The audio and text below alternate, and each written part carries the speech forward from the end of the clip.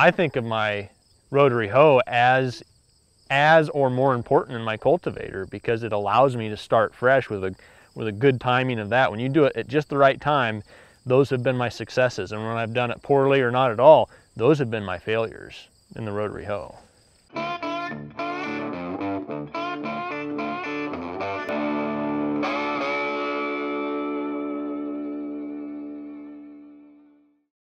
The rotary hoe is an important light tillage tool for killing very small weeds at the white thread or white hair stage, when weeds have just emerged and are barely visible. The goal with the rotary hoe is you kind of disturb the top ½ inch or so of the soil. You want to break up that, especially if it's happened to have rained since you've planted. You know, a rotary hoe will not take out a 2 or 3 inch tall weed. Sometimes people say if you can see the weed, a rotary hoe won't get it. Maybe, maybe not, but you know, if the weeds just emerging or in that white hair stage, and like typically that top inch or so, you just want to use the rotary hoe to really stir that crust or break that crust, flip things up, stir that soil, rip out those weeds that, like I said, the white hair stage, the weeds that you can barely even see or maybe can't see, and just break up those very freshly emerged or germinated weeds. After planting soybeans, many organic farmers hoe the crop both before and after emergence. I try and rotary hoe twice before the crop comes up, you know, weather depending. And the reason for that is somebody actually had done some research on this, and in terms of growing degree days, to find out exactly when the weeds were at exactly the right stage to be controlled by the rotary hoe. And based on that, the average temperatures in the spring, it works out to every 3 or 4 days that you've got a flush of weeds that are just right. So I try, plant the beans, 3 days later rotary hoe, 3 days later rotary hoe again, and then let the beans come up, because at that cotyledon stage you have to be really careful about hoeing then. And then hopefully hoe one more time, and then I start cultivating right away when the beans are 3 or 4 inches tall. On the soybeans, we kind of like to rotary hoe, you know, as soon as they get up and get their first trifoliate leaf. You have to be careful on rotary hoeing very little small soybeans as they're just hooking through, because if you break that hook and the cotyledons off, that plant will die. So you kind of have a time period in there where you have to stay away from them. They say in soybeans that once that crook comes up and the first 2 leaves are coming out, you don't want to rotary hoe, but I've talked to some guys that say they have rotary hoed then and it hasn't been a problem. But it is very delicate then, and if you hit it just wrong, you could break that crook, and once you break that crook off of the soybean, then your first 2 leaves aren't going to be doing it any good, and it'll die right then. So a lot of times rotary hoes, they'll wait for that little bit of time when it's sprouting and breaking through the surface until those first 2 leaves come out. After the first 2 leaves come out, then they'll go ahead and rotary hoe again. But we like to aggressively rotary hoe, you know, once the beans are, say, 2 inches, 2-3 inches tall, as soon as they're unfolded and start growing their first trifoliates. We like to rotary hoe them fairly hard, fairly aggressively. And on soybeans, we like to plant thick, you know, 170, 80,000 plus, maybe even, just so you have lots of them out there, because again, we get pretty aggressive with the rotary hoe. And if you're not breaking any beans off or plucking any beans out, you're not killing any weeds. So we just plan on losing some. You go out there and you're pulling way too many out, it's not the time to do it. But if you got one here or one there, that's pretty typical. There's been times where you don't drive by the field for a few days after your rotary hoe because you think, oh my God, I killed half of them and there's nothing left. But, you know, it's amazing. You know, they'll kind of fill it back in, and like I said, usually turn out pretty good. For corn, Eric says he tries to get out into the field with the rotary hoe as soon as he can make out the rows. The old adage is kind of, I use as if you can row it, hoe it.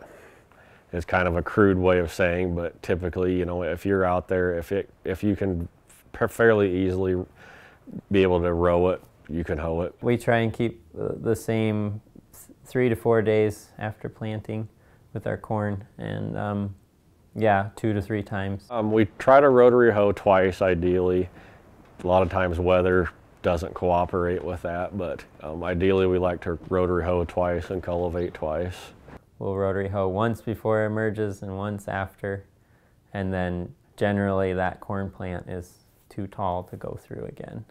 Usually I just say corn maybe an inch to an inch and a half.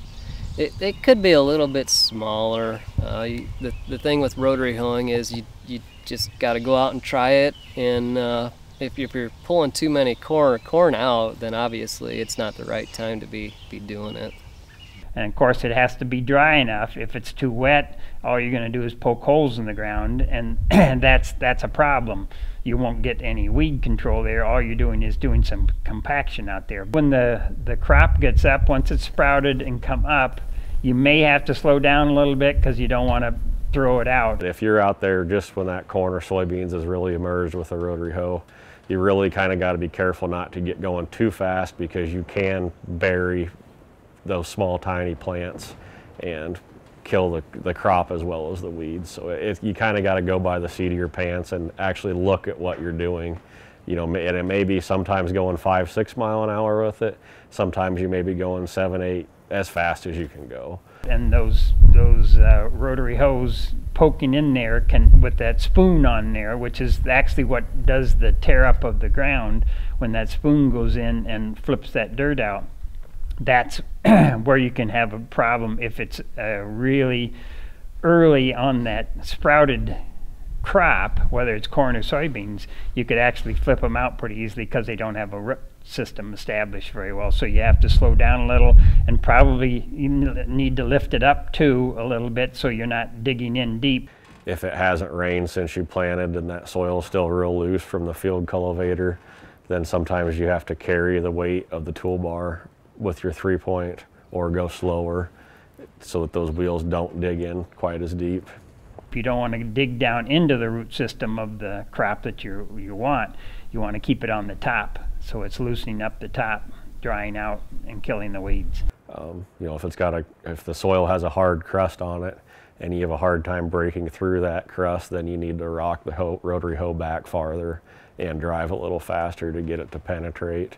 The rotary hoe, it's basically just, you know, you tilt it back with your upper link to get it in the ground, get a little more down pressure. Once the crop gets 2-3 inches tall, then you can really fly with it, and you can rock your top link back to put more spring pressure on, lower your 3-point arms. If the hoe is a big hoe with gauge wheels, as the crop gets bigger, you can raise those gauge wheels to in turn lower the toolbar, which will put more pressure on those springs and make those wheels dig a little bit harder. Our rotary hoe tends to work well when you get a good crust. So if you can break that crust up, it'll actually kind of invigorate your corn. If you have a good crust on the surface of the soil, then a rotary hoe will do a really, really good job. Oftentimes, if you get a crust on your soil with corn, when you go out with a rotary hoe, it'll break up that soil and aerate it, and it'll cause your corn to if it's looking a little yellow, it'll brighten right up and just shoot. It'll just grow overnight a lot of times. Yeah, you're trying to break the clumps up. Makes it easier to cultivate too, get some air down in the soil, and things tend to flow. Dirt flows a little better with the cultivator if you get the crust broke up. Oftentimes when we're planting so late with our corn, because we'll plant a lot later than all of our neighbors for corn, we may not make a third pass rotary hoeing just because it grows so fast. Generally, by the time the corn's a certain height, your weeds are probably too big for your rotary hoe. It's kind of a balance between whether your weeds are still small enough to work with a rotary hoe and if your corn's getting torn up.